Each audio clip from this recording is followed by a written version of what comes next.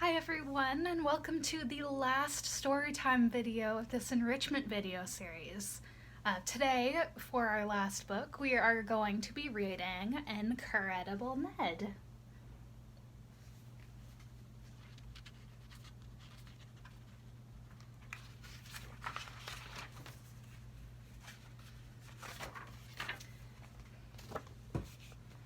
Incredible Ned.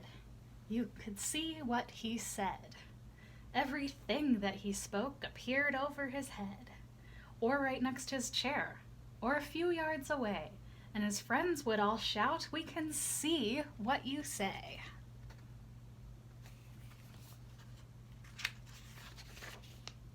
When Ned said gorilla, the kids all jumped back, for they saw a gorilla and feared an attack. When Ned said bananas, bananas there were. On the stove, in the sink, in his hair, everywhere. If a word that Ned said was the name of a thing, then that thing might float on by the end of a string. He could say and or the and have nothing to fear. It was words like baboons that made baboons appear.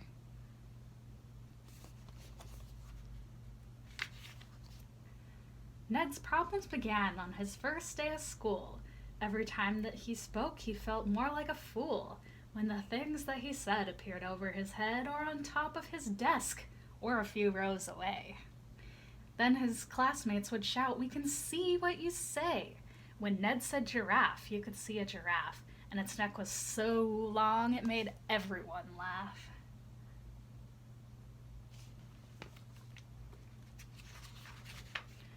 When Ned said parade, one appeared by the wall and marched straight through the class and out into the hall. No wonder the children didn't get their books read. It was so much more fun to just watch what Ned said. When his teacher complained, "We're not getting work done. With young Ned in the class, school is too much fun. I can't get him to stop. Every day it gets worse. I'll have to get help. Ned must go see the nurse."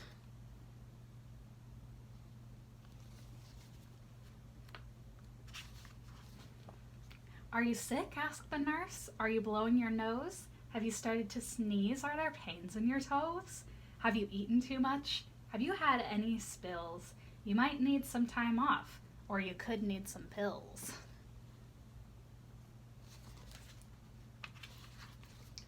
"Some pills?" said poor Ned, and the room quickly filled with some 4,003,200 pills. Pills that covered the desk and chairs. What was worse, there were so many pills that they covered the nurse. "I can't help," said the nurse, "though I'm glad Ned stopped by. He's not sick. It's a trick. Let the band leader try."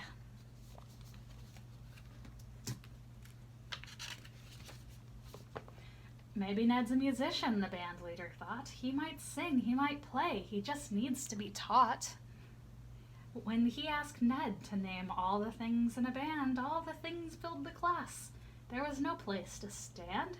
"I can't cure him," he said, "and I think I know why. It's his words, not his notes. Let the French teacher try."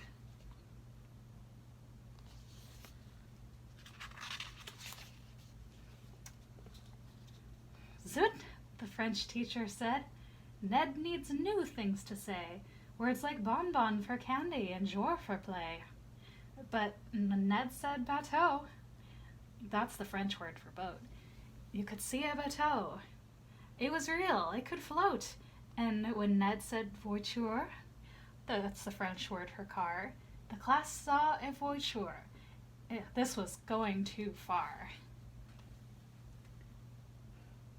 I apologize if you speak French and I'm mispronouncing. I don't know how to pronounce those words very well, but I tried.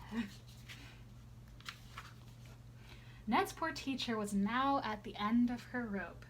So far, no one had helped, and she had one last hope. For there was one last someone who wasn't the same, so she made one last call, and the principal came. The principal, wow, that made Ned feel real sad. When the principal comes, then you know things are bad. In your school, she's the law. In your school, she's the boss. and the last thing you want is for her to feel cross.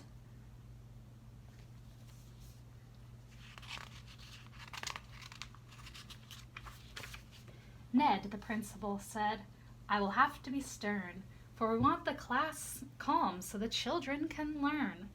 And whenever you speak, the whole class comes apart, since you can't seem to stop what you didn't mean to start. I have made up a rule that should satisfy all. You will say nothing at all or go stand in the hall. Say nothing at all or go stand in the hall? Ned must never say bat, never even say ball? Then that's it, Ned decided. I guess I won't speak. And he sat there in silence for almost a week.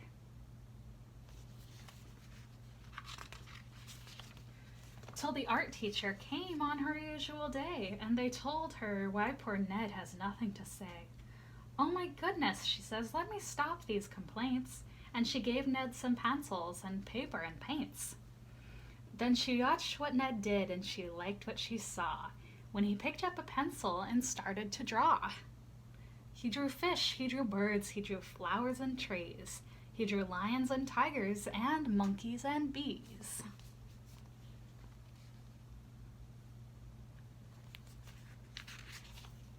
What is that? Asked the teacher. A lion, said Ned, and nothing but nothing showed over his head.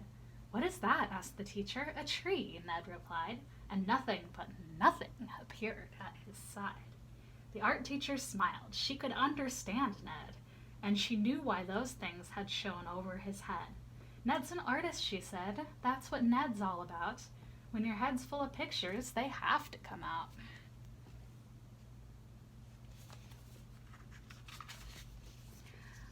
Now, to show these great pictures that lived in his head, Ned didn't need to use words. He could draw them instead, because painting and talking are equally real. They're just two different ways to show folks how you feel. And as long as Ned colored and painted and drew, he could speak just like me. He could talk just like you. And nothing he said appeared over his head, or right next to his desk or a few yards away, and his classmates complained, we can't see what you say.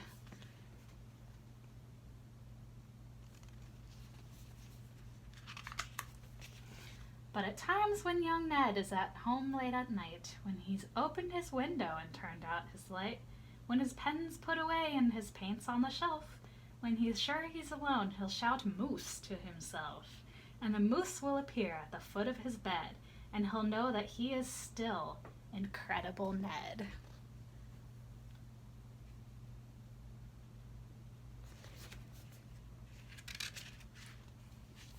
And that was the book Incredible Ned. I hope you enjoyed that story, and I hope you have enjoyed all of the story times. Thank you for tuning in, and have a great rest of your day. Bye. Thanks for watching.